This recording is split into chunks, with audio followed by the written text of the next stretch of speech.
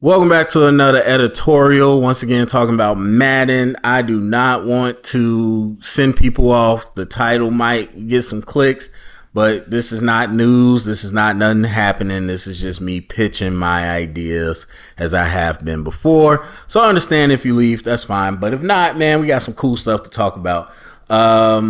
For those of my returning fans that I don't think I mentioned because I haven't recorded a lot, I am working a second job. I've been doing that all summer, so that's part of why you might not have got me. But it's nice. I'm by myself, a lot of time to think, and in preparation for franchise mode tomorrow, I was just thinking about not things that I want to see because I know that they're not gonna have all that, but I've talked before about how I would improve franchise mode, and I just was kind of building on that thought process. Mainly just thinking about the distinct modes, and we've had it before, but obviously nothing has been built out to the way people kind of want. So I wanted to just take time to kind of talk about that. So when I say the main modes, I'm talking coach mode, a GM mode, and an owner mode. And I think I would have a franchise mode too, where it's like it is now, or all in one mode, whatever you want to call it, and then let that roll. But I want to focus on these three. And there's so much, I'm probably not going to remember it all, but I want to hit the main points, and I got to get this off while it's fresh off my head because I'm not going to remember it. So, anyway, so first thing I would say that would be the same across all modes is building off what I talked about before. I talked about how franchise, and again, really from a coach's lens, it should be about managing the whole team, not just necessarily the roster and the cap, but you got to manage the dynamic personalities. And so everything is built off the team chemistry system. And team chemistry is impacted by how you interact with the team and how people perform. And so, again, this stuff is being repeated, but this would cut across all three modes. If you're an owner, a GM, or a coach, what you will know immediately is what is the team's chemistry, what is your league influence, if you want to call it that, or prestige, whatever. What's your team prestige? And what is the roster control? Those are the main things that you're going to know across all modes. So sticking with coach mode, again, for all modes, is based on building out these personality types. So we got archetypes now, player archetypes. We even got like the labels like superstar, face of the franchise, all those different things. Now you add in the personality types, and I think you get a full range of variation that kind of really shows what it's like to coach on a team or be part of a team. And so one of the biggest things, right off the back, we think about personalities. You probably think of diva wide receiver. And so no player is going to want to be labeled something negative. So like with everything, you got to balance it out. It's got to be a push and pull, positive and negative. And then you got to make it sound good. So for me, as I said in the previous video last year, it would be fiery competitor. That's how I would label one of these guys. Like the emotions run high. And so they can have a big positive boost on the team chemistry, or they can have a big negative boost on the team chemistry. Just depends on how you manage them. Now, this would be built off the rest of the game. So if you got like a 67 wide receiver that's a fiery competitor, his impact is not going to be big one way or the other. But of course, if you got a X Factor receiver, 98 overall, team captain, whatever, that's going to have a huge impact. So building off what we already have with the captains, building off what we have with the player labels, building what we already have with the different tiers of players, that's how that would impact you. So Your job is to manage. Now, I think you got to have a good amount, not a crazy amount, but maybe like 6 to 10 personality types to really create the variation that you want. And so I haven't thought them all out, but fiery competitor is probably one of the most important.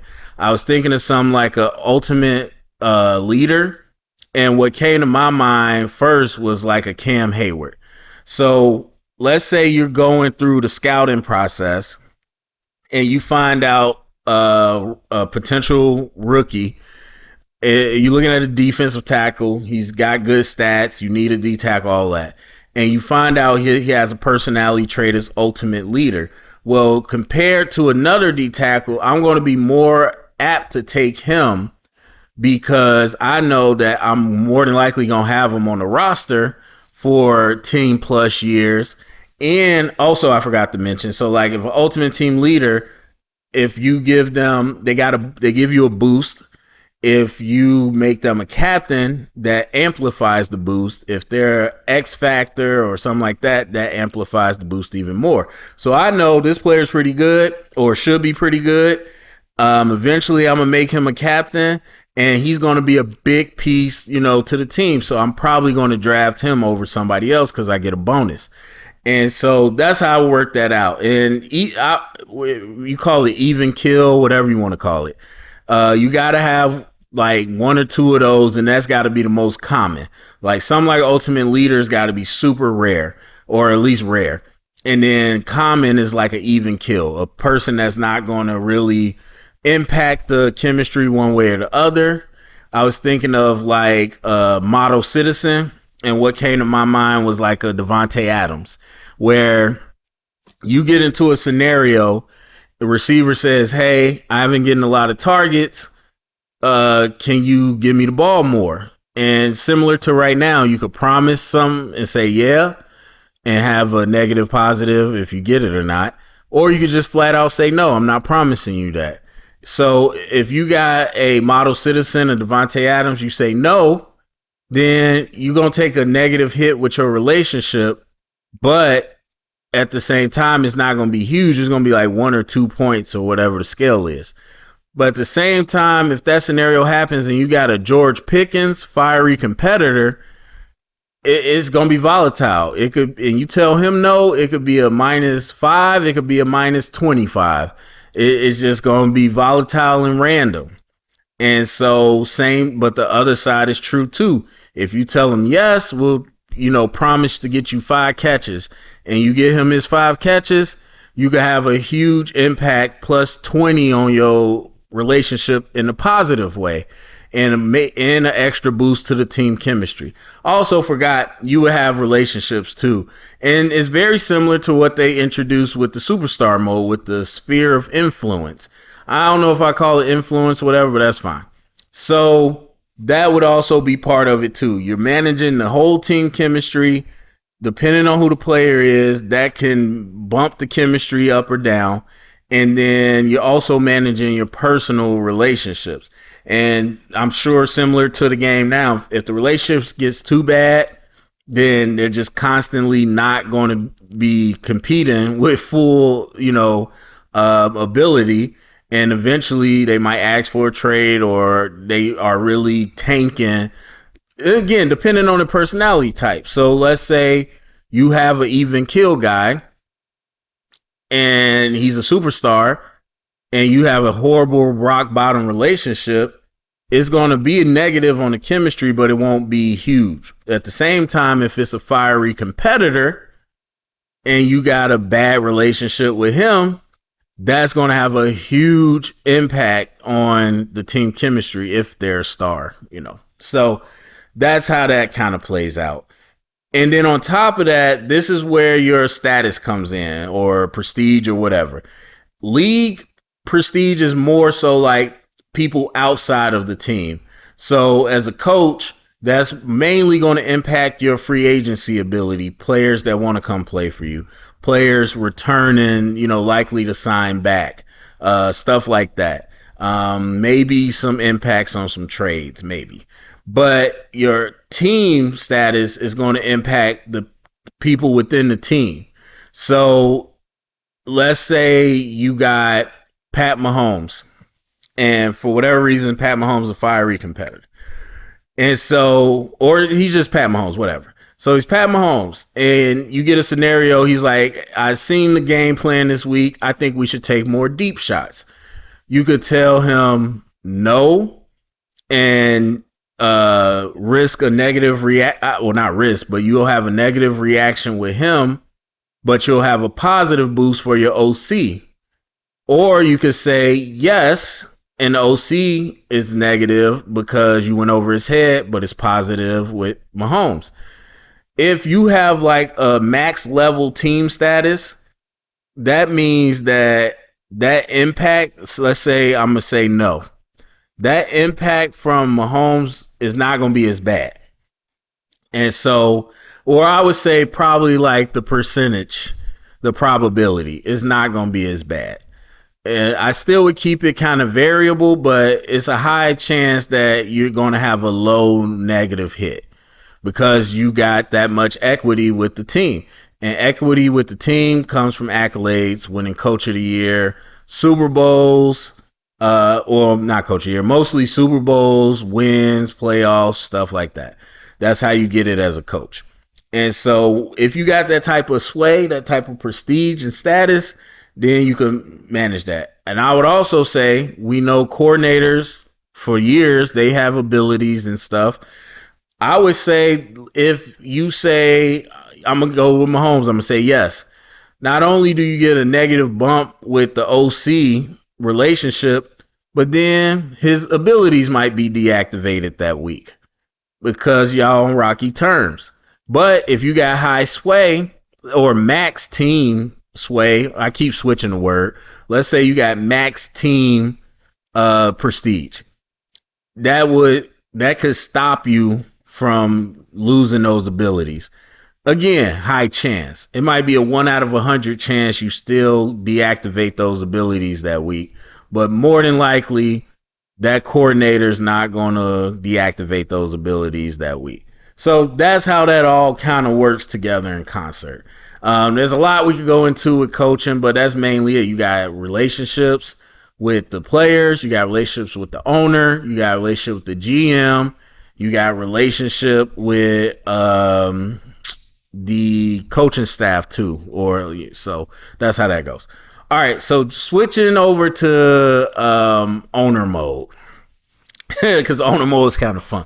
At first I was like, and I still believe it, I'm like, owner mode would be the lightest of the modes because obviously you're not playing and you're probably doing the least. But once I start thinking about it, I'm like, there's a lot that you could do with an owner mode to make it fun.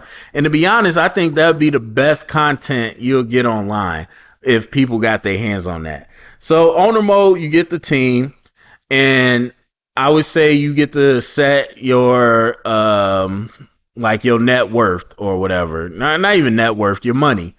And so I would have a max, whatever the max is, we'll do that. But I'll let you pick because people like customization. And obviously that money is what you use to run your team. So we've had some of these standard things before, but I think you could go a little more in depth with it. But either way, your facilities, your stadium, obviously the salary cap, all those different things. If you want to relocate, if you want blah, blah, blah. So you got to spend money to do that. And obviously, if you do well in the mode, the goal is to continue to make money so you have more money. And I would say, again, you could start off with the max money, which is FU money. And then you could do what you want. You can fire people every year, whatever, blah, blah, blah. But I would say for the way I would do it, I would try to work up to make that much money. So then it's whatever. But yeah, you would have, like I said, you would see the team chemistry. You would see the roster control between the GM and the head coach. And then you would also have like a fan approval, and you'll have your relationships as well. Not really relationships with like the coach and GM, because like whatever. But you'll have your relationships, like I said, you'll have your fan approval rating. You'll have your league prestige, and that's it. You don't need a team prestige because it's your team, but you'll have your league prestige. You'll have your fan approval rating, And fan approval rating, that's obviously going to increase the money you make and stuff like that. But also, it's going to affect your ability to maybe relocate and get stuff done, blah, blah, blah. So that. So what you do as an owner, like I said, you manage all the stuff we used to see. You manage the concessions.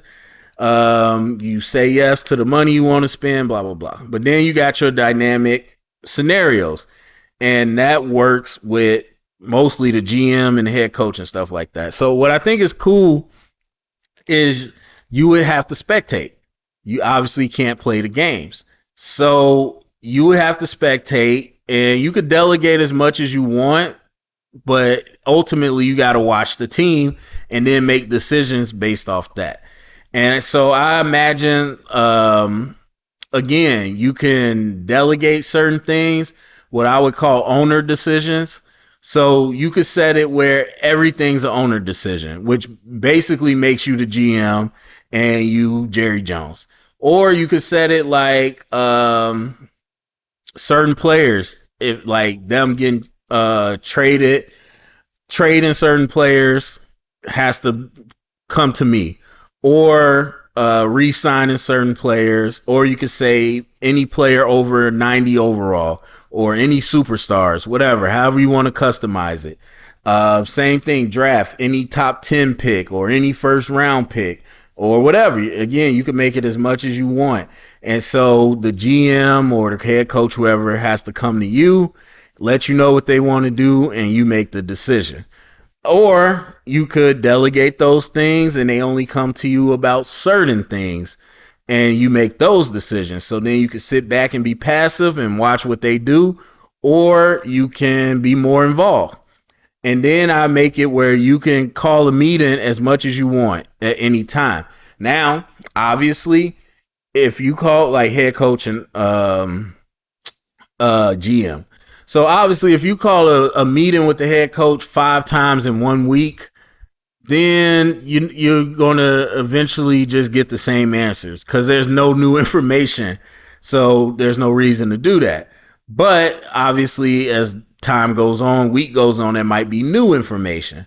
So you could call a meeting whenever you want. And I'm thinking probably basic buckets like roster, winning, team chemistry, whatever it is. So I say, for example, like I talked about really being able to construct a roster. If you're the owner and you look and your team has 7 fiery competitors on the roster already, and you're like, okay, and then after the draft, you find out this first round pick is also a fiery competitor. You can call a meeting and just ask, like, essentially, what was the process with picking the player? And this is where roster control comes in, because, and I'll get to the GM mode too, but if you have full roster control to GM, you already kind of know what it is. But let's say we get a scenario where I think of like the Commanders. Let's say you have a big year, you get close to the Super Bowl, or you get to the Super Bowl and you lose. And so the team performed well. The head coach could come to you in the offseason and say, hey, I would like increased input on the roster. And then you can make that decision. So once you do that, the roster control is going to shift. You can see kind of where it is between GM and head coach. And so let's say we get into that scenario where they draft a player, he's a fiery competitor. You could call in the GM, ask him what happened. The GM could say, that was my call. The GM could say, that was the coach's preferred pick, whatever. And you could call in the head coach and you might get conflicting answers, or you might get the same answer. And then as an owner, you got to, kind of then make a decision from there what you want to do. You could change roster control. Obviously, you could fire people. You got to decide what you want to do. So you have to pay attention to the team as the owner. Obviously, you could spectate, watch every game. You might skip some games and you want to know, hey, why did we lose that game? So that you could call meetings and you can make owner demands. So the coaching DNA is the same like it is now. It's built in. let's say we got Harbaugh. We got John Harbaugh. As an owner, you could say, hey, I want to pass more. Or you could say, I want to get the ball to this player more. Or you could say, I want to be more aggressive on fourth down. Whatever it is, you can change those or demand those dynamics change. And I think it automatically happens, but you could even make it where, the coach DNA might include a bit of a rogue. And so if he's a real rogue, he might not listen to you and you can fire him. So, but either way, you could do it that way. So that's what you're doing as an owner. You could be super hands on. Obviously, again, you're taking care of the business side. You making the roster decisions. You making decisions what money to spend on. Like you could have a Josh Allen come to you and say, hey, it would be real nice to have private jets for our away games. And now you got to decide if you want to spend that cost.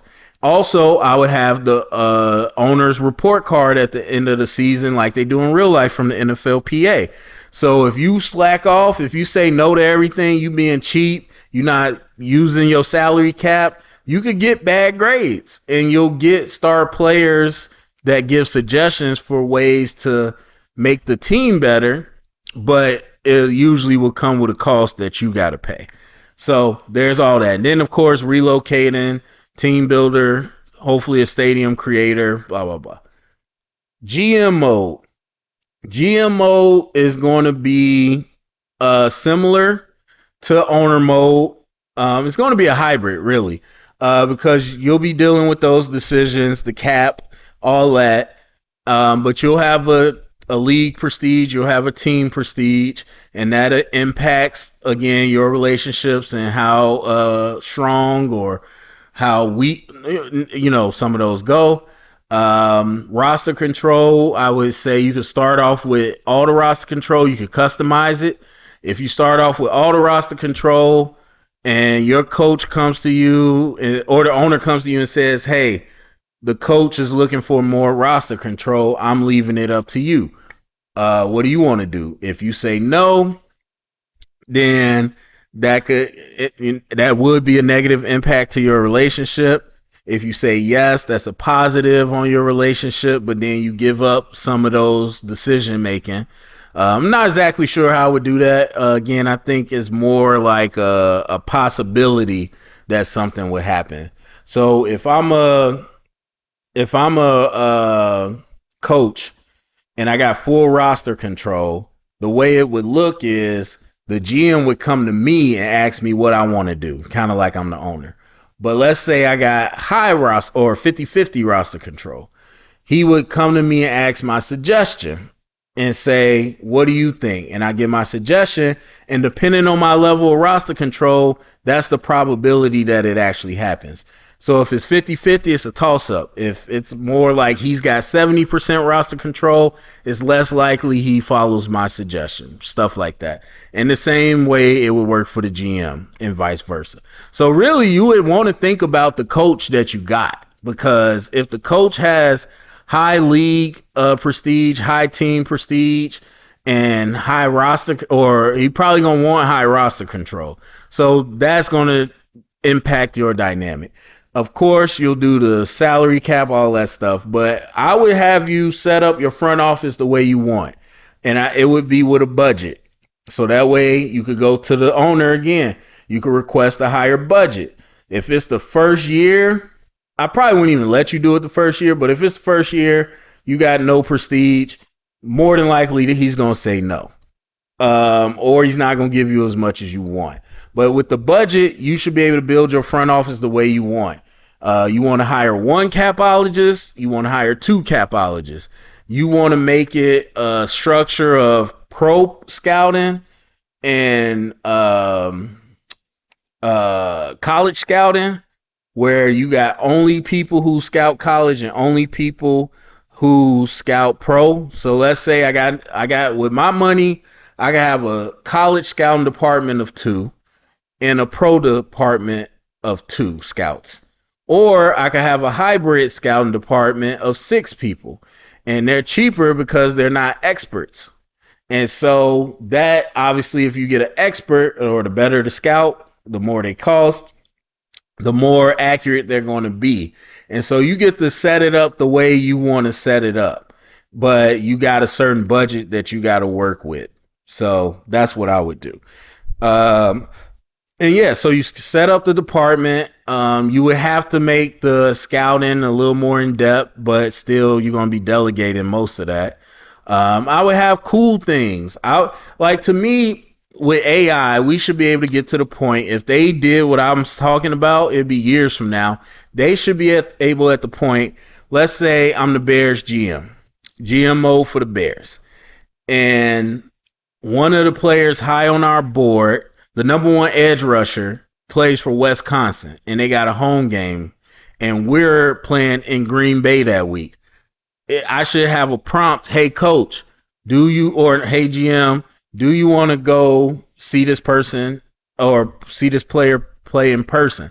So if you do that, then you get real accurate information because you get to talk. Not like you won't see this, but if you choose to go, you'll talk to the player, you'll talk to the teammates, you'll talk to coaches, you'll watch them play, so you'll get accurate information. Or you could say no, you probably only have like one or two of those a year, so you can't do it all the time. And ideally, this would be a weekly, a day by day system, not just, hey, it's week one. You would have Monday, Tuesday, you have it set up, energy points, whatever you want to do as far as the GM and the owner. For the coach, you got time, you got to set practices each day, wear and tear, all that good stuff. But as a GM, you got to put your time towards certain things. So I would say like trading, putting together a trade, or working on a contract, or talking to the scouting department and looking at what the scouting is. That stuff should all cost something, and so you can only do so much in one day. If you choose to go to the Wisconsin early that week, well, Friday and Saturday is now gone. That's what you're doing, so you can't do other stuff. That's how I would set it up. Also, for a GM, just like the owner, you spectate the games. You don't get to play. You can watch it, you can see what happens, but you don't get to play. And so your league prestige is predicated on how well you do in drafts, rookie of the years, awards, stuff like that, pro bowlers for people that you either signed or drafted, stuff like that. Your team is mostly impacted by what you do for the team, so like wins, stuff like that. And again, as your prestige gets higher, you can do more things and you won't have as negative as a relationship, blah, blah, blah. So, yeah. So you would get stuff from the coaches. You would get stuff from the owner. You would get stuff from your scouting department. Those were your scenarios would come from. You really wouldn't get a scenario from a player besides like wanting a new contract or wanting to get traded, something like that. And then the last thing that I would say that I thought was really cool that I thought about is coach, if you want coach input in the draft. So the same way I said in coach mode, you can say, hey, I want more input or whatever. I would have that with the head coach, obviously the roster control, but I would have a feature where you can decide to take coach input on the draft. And that's like a week or whatever before the draft. And what that means is you would get a grade for every prospect. You wouldn't see this, but essentially in real life, what happens, all the position coaches would grade their position, plus the coordinators, whatever. So you would get a grade for everybody because the whole staff went watched the film. They gave you a grade. Their grade could be accurate. It could not be accurate. It could be the same as your scouts. It could be different. But think of this scenario. Let's say you really focused on DN, defensive tackle. You need D-line help. Cornerback is a need as well, but you didn't focus on them, so you didn't really scout them as hard. So you decide to take the coach feedback. The coach tells you this corner is an A+, or the coaches tell you this corner is an A+. You didn't even scout this guy. So you don't know if that's accurate or not. So you could decide, now you got more information to use. But if you don't use it, it could be negative. Because what you would get is a consensus top 10. These are like our top 10 players or 20 or whatever you want to make it. These are our top players. So this could play out a bunch of different ways. So if you say, okay, I want coach input, you find out this corner is an A plus, and you get the consensus top 20 players. He's not in the consensus top 20. So you say, I don't really trust it. I'm going with what I want it to do. No harm, no foul. You get nothing. Let's say he is in the top 20 consensus on the coaches list. And so you know that the whole coaching staff agrees he's a top 20 like person we want. And you decide not to pick him. Now you will get a small negative boost with the coaching staff.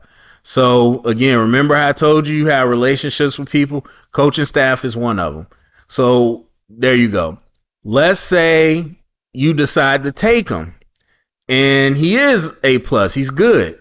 You're obviously gonna get an individual boost for making a good pick, and that's gonna help your draft class.